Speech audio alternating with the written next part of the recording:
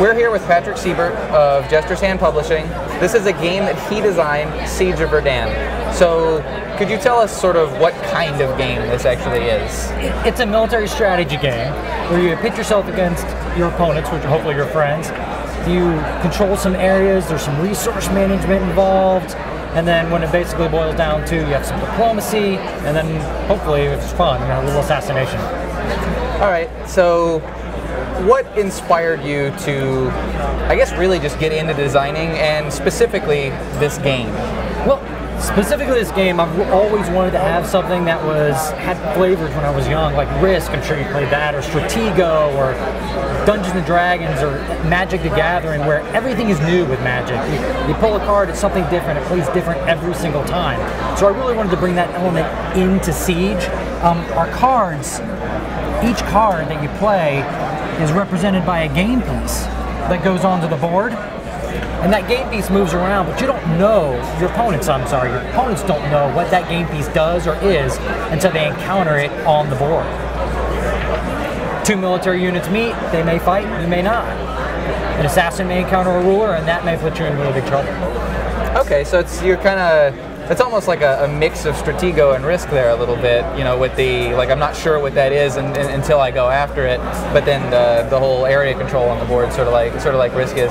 So, give me a quick run through of how this game actually works. Okay, so if I were playing against you, you would place your capital city and your ruler down on the same state. At the beginning, that's considered thematically the only state that you control at the time. So you can only place your new players, your new units, on states that you control. You'll start to spread out little by little, moving your king and placing new players, new units in play as you recover resource points. You're going to recover your resource points, build your armies, then you're going to put yourself up against me. At the very end of the game, we're going to slowly start taking over your opponent's capital cities.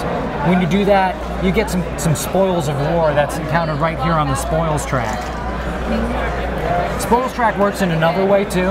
It allows you to limit the amount of time that the game plays on. So that way you don't have people kind of sandbagging, holding off for a long, long time. You really get to imbibe everything in a 2.5 hour game. How quickly does, I'd say, aggression happen in this game? I mean, how soon in the game am I actually going to be fighting somebody else? Well, that depends on you and the amount of players. If you're an aggressive player, you really want to get in somebody's capital city and knock it out fast. The resources that you get in the beginning of the game for taking a capital city early really works out well to your advantage. There are some drawbacks to that, obviously. It could leave you a little weak, so you might be weak for the rest of that turn, but your following turn you're going to get more resources, get to draw more cards, you're going to get a lot of extra bonuses that'll make you stronger against the other players much later in the game. So the stronger you are in the beginning, the better. Now there's another tactic to that. There is an assassin element to this.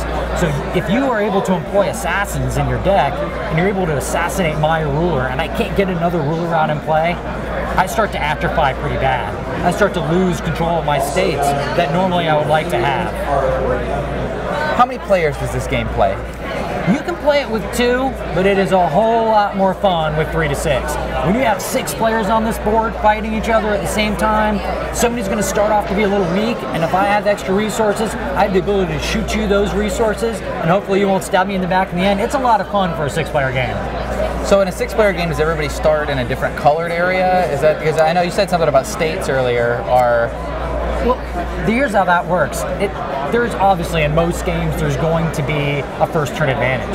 So how I'm combating that is you're going to get to place your capital city first if you're the last player. And in the start of the game, you get to draft out your ruler first as well. And that happens in reverse order. So the last player to move gets to pick the best spot on the board and also gets to pick the best ruler. Okay.